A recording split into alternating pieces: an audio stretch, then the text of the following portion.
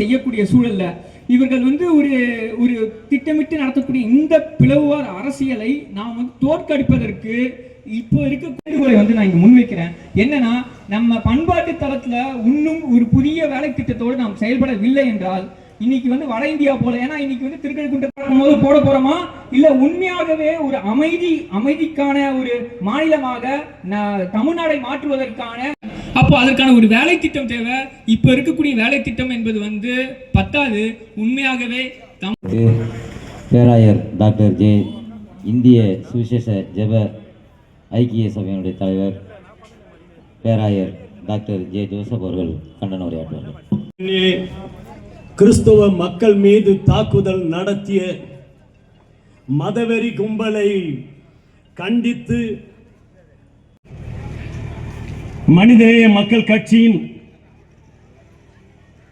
மாநில மாவட்ட துணை செயலாளர்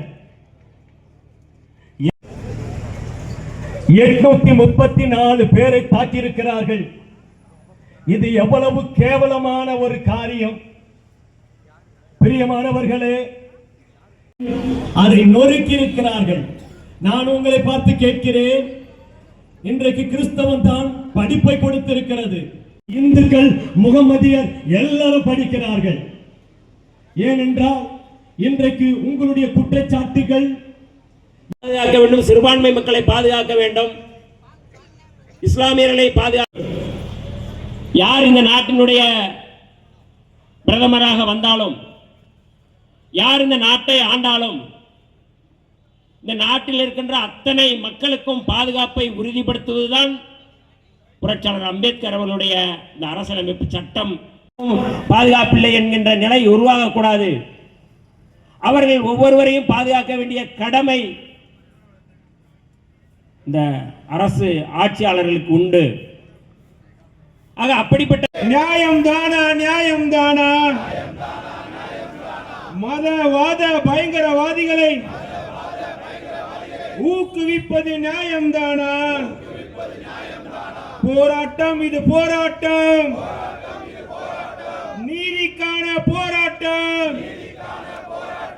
அனைத்து கட்சி ஒருங்கிணைக்கும் அரசமைப்பு சட்டத்தை பாதுகாக்கும் போராட்டம். நன்றி. இந்தியா முழுக்க கிறிஸ்தவர்கள் மீது நடத்தப்பட்ட தாக்குதலை கண்டித்து இன்றைக்கு மனிதநேய மக்கள் கட்சியின் சார்பிலே ஒருங்கிணைக்கப்பட்ட இந்த ஆர்ப்பாட்டத்தில் இந்தியாவில் கிறிஸ்தவர்களுடைய பாதுகாப்பை உறுதி செய்ய வேண்டும், அவர்கள் மீது நடத்துகின்ற பயங்கரவாதிகளை, சங் பரிவார கும்பலை கைது செய்ய வேண்டும், விஐபிஎஸ் சட்டத்திலே கைது செய்ய வேண்டும் என்கின்ற கோரிக்கையை வலியுறுத்தி தான் இந்த போராட்டம் நடந்தேறி இருக்கின்றது. விடுதலை சிறுத்தைகள் சார்பாக இதே கோரிக்கையை முன்வைத்து வருகின்ற 5ஆம் தேதி சைதாப்பேட்டை பனகல் மாளிகை அருகே எங்களுடைய தலைவர் எழுச்சி தமிழர் தொல்காப்பியன் திருமாவளவன் அவருடைய தலைமையிலே நடைபெறவிருக்கின்றது. இந்தியா முழுக்க இன்றைக்கு சிறுபான்மை மக்களுடைய பாதுகாப்பு கேள்விக்குள்ளாக்கப்பட்டிருக்கின்றது. வெளிநாடுகள் இதில் தலையிடுவது போன்ற ஒரு சூழல் உருவாகி இருக்கின்றது.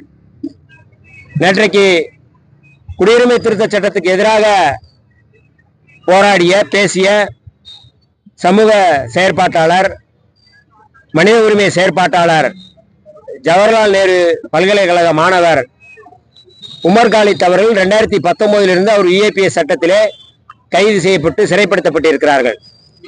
அவரை விடுதலை செய்ய வேண்டும் என்று அமெரிக்காவில் இருக்கின்ற நாடாளுமன்ற உறுப்பினர்கள் கோரிக்கை எழுப்பியிருக்கிறார்கள். இது மிக மோசமான இந்தியாவுடைய ஆட்சிக்கு எதிராக, ஆட்சி முறைக்கு எதிராக, ஒரு கொடுங்கோன்மைக்கு எதிராக அமெரிக்கா குரல் கொடுக்கிறது என்றுதான் அதற்கு பொருள். இதற்கு மோடி அவர்கள் பதில் சொல்ல வேண்டும். இந்தியா முழுக்க ஒரே நாடு ஒரே மொழி என்கின்ற அடிப்படையில இந்து ராஷ்டிரத்தை கட்டமைப்பதற்காக பாரதிய ஜனதா கட்சி இந்த வன்முறையை கிறிஸ்தவர்கள் மீது, இஸ்லாமியர்கள் மீது அவர்கள் நடத்துகிறார்கள். இந்த போக்கை விடுதலை சிறுத்தைகள் வன்மையாக கண்டிக்கின்றோம். தமிழ்நாட்டில் எப்படியாவது இந்த வன்முறையை கட்டவிழ்த்துவிட்டு சமூக பதற்றத்தை உருவாக்கிவிட்டு 2026 அவர்கள் குளிர்காய நினைக்கிறது பாஜக. அதற்கு பாஜகவினுடைய RSS ஒரு ஒட்டுக்குழுக்களாக இருவர் தெரிவு செய்யப்பட்டிருக்கிறார்கள். ஒருவர் ஒரு பிராமண கடப்பாறையாக மாறி தந்தை பெரியார் மீதும் புரட்சியாளர் அம்பேத்கர் அவர்கள் மீதும் அவதூறு பரப்பி வருகின்ற சீமான் அவர்கள், இன்னொருவர் திராவிட அரசியலை பேசிக்கொண்டே பார்ப்பன ஆதரவை அல்லது திமுக எதிர்ப்பை முன்வைத்து அரசியல் செய்யக்கூடிய ஒரு தலைவராக அல்லது ஒரு நடிகராக செயல்பட்டு வருபவர் விஜய் அவர்கள். இந்த இருவரிடமும் தமிழ்நாட்டு மக்கள் எச்சரிக்கையா இருக்க வேண்டும். ஏனென்றால் விஜய்க்கு போடக்கூடிய ஓட்டும் சீமானுக்கு போடக்கூடிய ஓட்டும் பாஜகவுக்கு போடக்கூடிய ஓட்டாகவே மாறும். நேரடியாக பாஜகவுக்கு போடவில்லை என்றாலும் அது கிளை அமைப்பாக இருக்கக்கூடிய சப்ஸ்டிடியூட்டாக இருக்கக்கூடிய நாம் தமிழருக்கும் விஜய்க்கும் தான் அந்த வாக்குகள் போய் சேரும். ஆகவே 2026 தேர்தல் என்பது மிக முக்கியமானது. பாரதிய ஜனதா கட்சி பல அஜெண்டாக்களை, பல செயல் திட்டங்களை, அவர்கள் பல கிளைகளை உருவாக்கி இங்கே நிறுவ முயற்சி செய்கிறார்கள். அதற்கு இவர்கள் சீமானும் விஜயும் அவர்கள் இன்றைக்கு வேலை பார்த்துக் கொண்டார்கள். திமுகவை தோற்கடிப்பதற்காக 2 கட்சி இருக்கிறதால், கட்சி உருவாக்கப்பட்டிருக்கிறது என்றால் இவர்கள் தான், இந்த 2 பேரும் தான். ஆக இவர்களிடம் மக்கள், இளைஞர்கள், பெண்கள் எச்சரிக்கையாக இருக்க வேண்டும் என்று விடுதலை சிறுத்தைகளின் சார்பில் நாங்கள் கோரிக்கை வைக்கின்றோம்.